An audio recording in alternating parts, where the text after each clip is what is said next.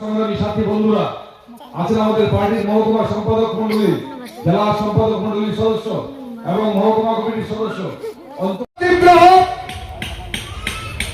আমাদের লড়াই হবে শানিত, মাথা উঁচু করে শীত দ্বারা সোজা রেখে সমস্ত অপপ্রচার, মিথ্যা, কুৎসা, আক্রমণের বিরুদ্ধে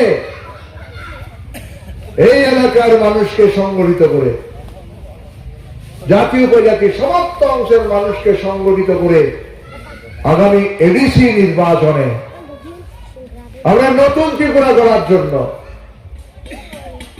উপজাতিদের অধিকারকে প্রতিষ্ঠিত করবার জন্য এই এডিসি নির্বাচনে আমাদের প্রার্থীকে আমরা কাস্তে হাতুড়ি তারকা চিহ্নে ভোট দেব। তার জন্য কি কাজ করতে হবে? আমরা বুথে বুথে আমাদের নির্বাচনী সংগঠন ইতিমধ্যে আমরা গড়ে তুলেছি। নির্বাচনী সংগঠন গড়ে তোলার মধ্য দিয়ে আমাদের কাজ শেষ হবে না।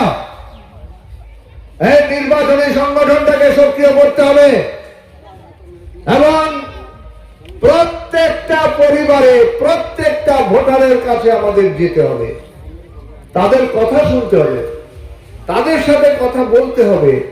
তাদেরকে শুধু নির্বাচনের কথা না, ভোটের কথা না, নির্বাচনী লড়াইয়ের কথা না, কোন পরিস্থিতির মধ্যে গত 8 বছরে তিলে তিলে এই রাজ্যের মানুষকে সংগঠিত করবার জন্য, জুমিয়াদের সংগঠিত করবার জন্য, উপজাতিদের সংগঠিত করবার জন্য, শ্রমিক কৃষককে সংগঠিত করবার জন্য ত্রিপুরা উপজাতি গণমুক্তি পরিষদ, সিপিআইএম ত্রিপুরা রাজ্য কমিটি এক ঐতিহাসিক গুরুত্বপূর্ণ রাজনৈতিক কর্মসূচি পালন করছেন।